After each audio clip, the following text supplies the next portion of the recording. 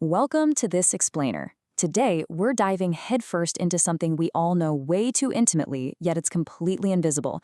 I'm talking about pain. It's a sensation every single one of us has felt, but honestly, it remains one of the absolute most complex puzzles in medical science. I mean, how does our body actually generate it?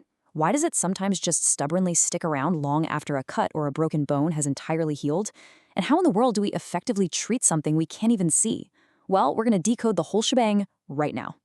Okay, let's look at our roadmap for today. First up, defining the pain experience. Second, the evolution of pain theories. Third, the science of nociception. Fourth, acute versus chronic pain. Fifth, measuring the invisible. And finally, strategies for pain management. Let's get right into it. Section 1. Defining the pain experience. So before we can even think about treating pain, we really need to pin down what we're actually dealing with. And I absolutely love this quote by McCaffrey. Whatever the experiencing person says it is, existing whenever he says it does. This is absolutely crucial to keep in mind because it highlights that pain isn't just some simple mechanical reaction to getting hurt. It's highly dynamic. It's deeply personal, and it is entirely subjective. It's this wild, complex mix of physical, cognitive, emotional, and even environmental factors. You can't just look at a tissue injury and magically calculate the pain level, right? It's defined entirely by the person experiencing it. Section 2, the evolution of pain theories. Because pain is so incredibly subjective, how we scientifically explain it has changed wildly over the centuries. Let's take a quick look at this timeline. Way back in the 17th century, René Descartes came up with the specificity theory. He basically thought of pain like a straight wire running directly from a specific receptor straight up to an alarm bell in the brain. Kind of simple, right? But that totally failed to explain why two people with the exact same injury feel vastly different levels of pain. Fast forward to the 1990s, and we get the neuromatrix theory. This was a real game changer because it showed the brain itself can actually generate pain patterns without any external physical input at all, which perfectly explains phantom limb pain. And that brings us to today, where we rely on the biopsychosocial model. This model recognizes that to properly treat pain, we have to look at a patient's biology, their psychology, and their social context all at the exact same time. Now, what's really interesting about this slide is the gate control theory, which popped up in 1965 from Melzack and Wall. This completely flipped our understanding of pain on its head. It suggests there's literally a physiological gate inside your spinal cord. When pain signals travel up these smaller nerve fibers, they push the gate open and boom, you feel pain. But, and here's the magic, if you stimulate larger, non-painful touch sensors in your skin, those competing signals can actually slam the gate shut. This is exactly why your immediate instinct is to just vigorously rub your toe after you stub it. You're physically closing the spinal gate to those pain signals. How cool is that? Section 3, the science of nociception. So we know there are gates and pathways, but what exactly is traveling along them? Let's break down the actual physical journey of a pain signal, which is medically known as nociception. The nervous system processes harmful stuff through 4 chronological phases. First up is transduction. This is when tissue damage, like from a burn or a cut, opens ion channels and creates an electrical impulse. Second is transmission. That impulse speeds along nerve fibers, jumps into the spinal cord, and heads up to the brain. Third is perception. This is that precise moment of conscious awareness in your cerebral cortex where you actually truly feel the pain. And lastly, modulation. This is where your nervous system releases natural chemicals like endorphins or prostaglandins to either dial up or dial down those incoming pain signals. To get those signals where they need to go, we rely on 2 main types of pain fibers. Think of A-delta fibers like a high-speed broadband cable. They're thinly myelinated, and they deliver fast, sharp, highly localized pain. They're your body's immediate alarm system, yelling at you to instantly yank your hand off a hot stove. On the flip side, we have C fibers. These guys are unmyelinated, so the signal travels way slower. They are the ones responsible for that dull, throbbing, nagging ache that just lingers and lingers long after the initial injury, and it's usually much harder to pinpoint exactly where it's coming from. Section 4. Acute versus chronic pain.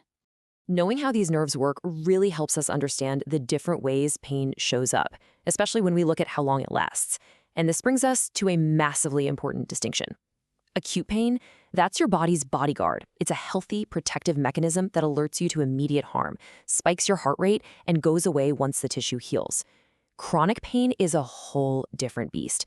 Lasting well beyond the normal healing window of 3 to 6 months, it serves absolutely zero biological purpose. None. It's actually a complete dysregulation of the nervous system. And because things like heart rate eventually adapt and go back to normal, people suffering from chronic pain are so often and so unfairly stigmatized as faking it.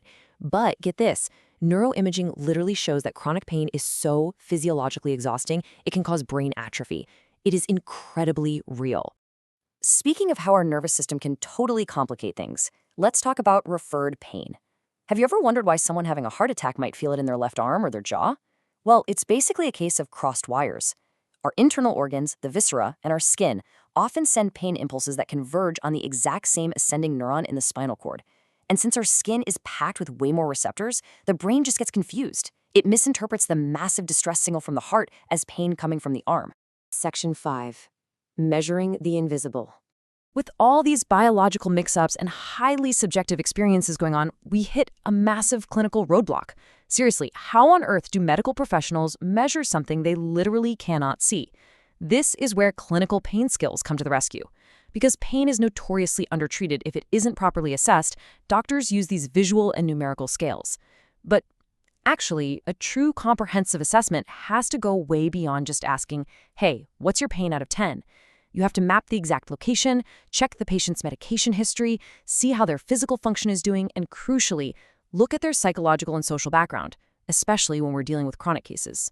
So to really evaluate someone, we have to understand the difference between two very subjective things: threshold and tolerance. Pain threshold is simply the absolute lowest intensity at which you first recognize something as painful. Pain tolerance, on the other hand, is how much of that pain you're willing to put up with before you physically or verbally react. And what's wild is that your tolerance can completely plummet if you're fatigued, angry, or haven't slept well. But it can actually skyrocket if you're highly distracted, have strong personal beliefs, or even just from drinking alcohol. Section 6. Strategies for pain management. Now that we've figured out how to define, trace, and measure pain, or at the final stage of our explainer, how do we actually go about treating it? A cornerstone tool here is the pain relief ladder. Let's move to the next slide and see how this builds. Actually, looking at the ladder here, you can see it was developed as a clinical guideline to escalate treatment logically based on severity. You don't just jump to the top tier. You start at step 1 with non-opioids. If that doesn't cut it, you climb the ladder to weak opioids, then strong opioids, and finally, if needed, highly targeted drug delivery and neurosurgical procedures. Right at the very bottom rung of that ladder, we find our most familiar tools, NSAIDs, like ibuprofen and aspirin. These guys work locally by blocking COX enzymes, which halts the production of prostaglandins, the specific chemicals that trigger inflammation. But there's a catch. Because those same prostaglandins also protect your stomach lining, taking NSAIDs all the time can lead to some nasty gastrointestinal irritation. Paracetamol, though, is kind of unique. It works centrally in the brain to knock out pain and fever, but it has very weak anti-inflammatory powers, which happily means it spares your stomach from those severe side effects. When we have to move up the ladder for more intense pain, we bring in opioids like morphine and codeine. These are unbelievably potent. They work by latching directly onto the mu, delta, and kappa receptors inside your central nervous system. They basically mimic your body's natural painkillers, endorphins. While they give unparalleled pain relief and sometimes a sense of euphoria, they come with some seriously heady risks. They can suppress the brainstem's respiratory drive, leading to dangerous respiratory depression, and for sure, they carry a massive risk of physiological tolerance and physical dependence. But sometimes traditional painkillers just don't do the trick at all, especially when we're talking about nerve damage. That's where adjunct therapies step in, and honestly, this is fascinating. Doctors will routinely prescribe medications originally invented for entirely different conditions. For example, tricyclic antidepressants and anticonvulsants like gabapentin are incredibly effective for chronic nerve pain. They literally block sodium and potassium channels to calm down overactive, misfiring nerves. We also use local anesthetics like lidocaine to just completely shut down the nerve's action potential for minor procedures.